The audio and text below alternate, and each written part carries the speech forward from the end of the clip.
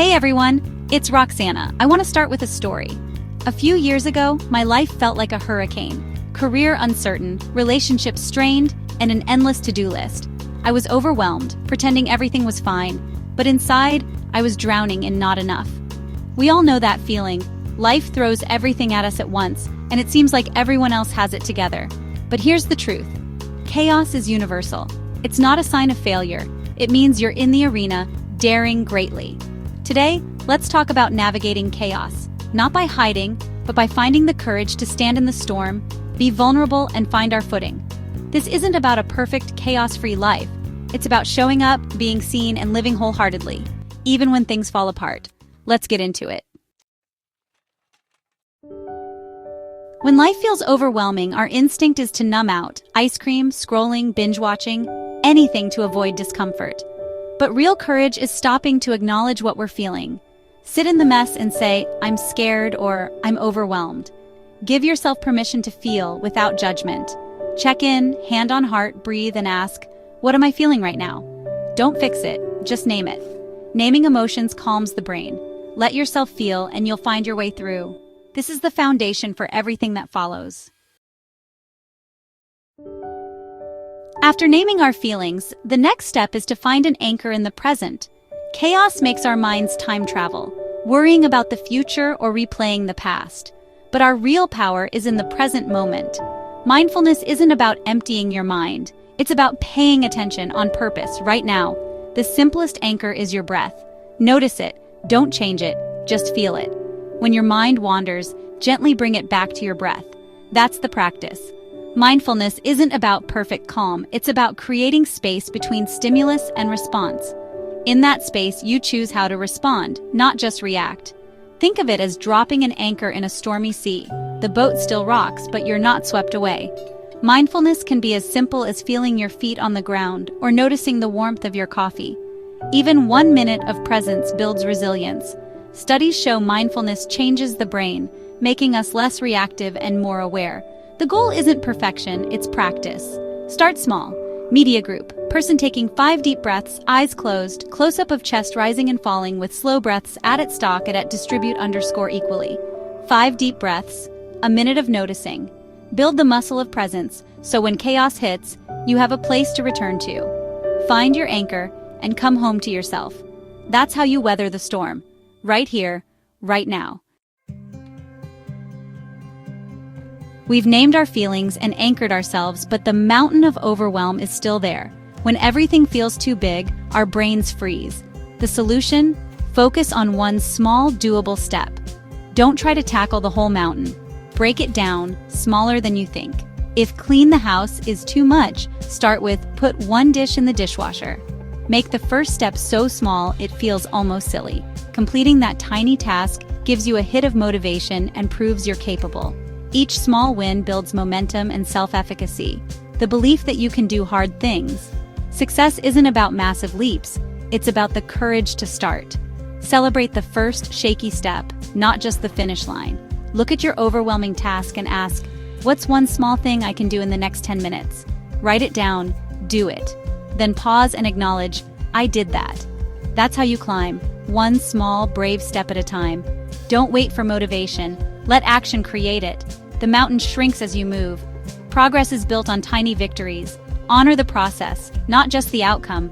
Every step counts. You're moving forward, even if it's just an inch. That's enough. Keep going. 1 step at a time. You've got this. There's a myth that we're supposed to handle everything alone, that asking for help is weakness. But we're wired for connection. In chaos, reaching out is strength. Shame tells us to hide, but shame can't survive empathy. The moment you say, I'm struggling, and someone responds, me too, shame loses its grip. Connection is the antidote to shame and the essential nutrient for well-being. We don't need advice, we need someone to sit with us in the dark. Share your story with people who've earned your trust, your marble jar friends. Sometimes support means seeking a therapist or coach. That's courage, not weakness. Sharing lightens the load. When someone responds with empathy, it's like they take a few rocks out of your backpack. The problem may remain, but you're no longer carrying it alone. The invitation? Be brave and reach out. Think of one person who's earned the right to hear your story. You don't have to have it all figured out. Just say, "Things are hard. Can we talk?" Connection gives life meaning and purpose. In chaos, it's our lifeline. Don't try to swim alone. We belong to each other. Let yourself be seen. Let yourself be helped. That's how we heal. That's how we survive. Together. We live in an age of information overload, constant news, social media, and notifications. During personal chaos, this flood of information fuels anxiety. Protecting your mental space isn't a luxury, it's essential. Our brains aren't built for non-stop digital stimulation. Set boundaries with information. Choose what you let in. This isn't about ignorance, it's about intention. Be the gatekeeper of your mind. Try setting specific times to check news, turning off non-essential notifications, or curating your social media feed. Unfollow accounts that drain you.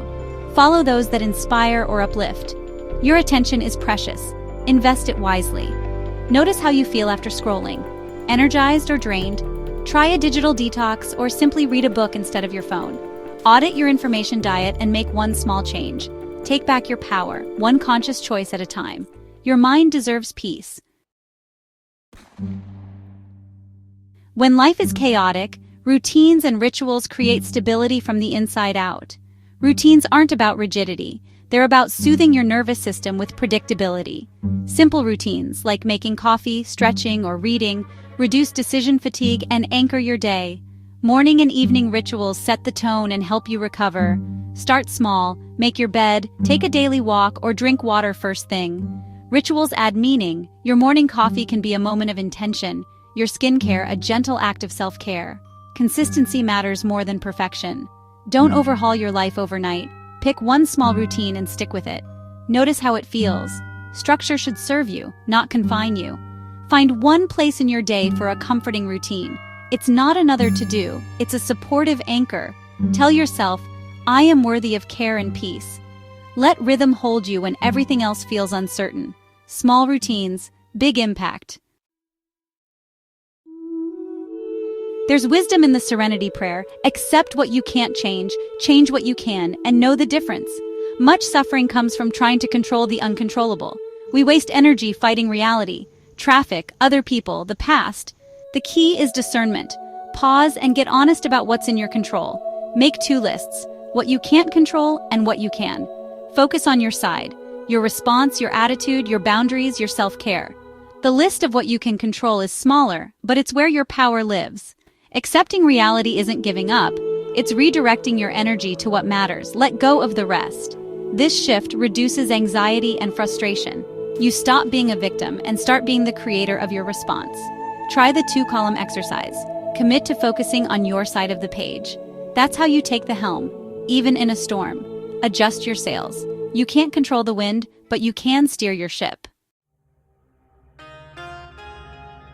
The final piece is embracing imperfection and flexibility. The goal isn't to eliminate chaos, but to learn to dance with it. Life is unpredictable. Rigid plans lead to disappointment. Flexibility means bending without breaking, seeing detours as part of the journey. Hold your plans with open hands, not clenched fists. When things fall apart, ask, "What can I learn? What's the next right move?" Self-compassion is key. Treat yourself with the kindness you'd offer a friend. Embracing imperfection opens space for new beginnings. The chaos that feels like an ending is often a beginning in disguise. Wholehearted living is about showing up, not getting it right. The most resilient people aren't those who avoid chaos, but those who find their footing in it. Give yourself a break. Laugh at the mess. When you fall, get back up and try again. Celebrate effort, not just outcomes. Your life's beauty is in its courageous, imperfect living. We've walked through the storm together. Feeling, anchoring, small steps, connection, boundaries, routines, acceptance, and imperfection.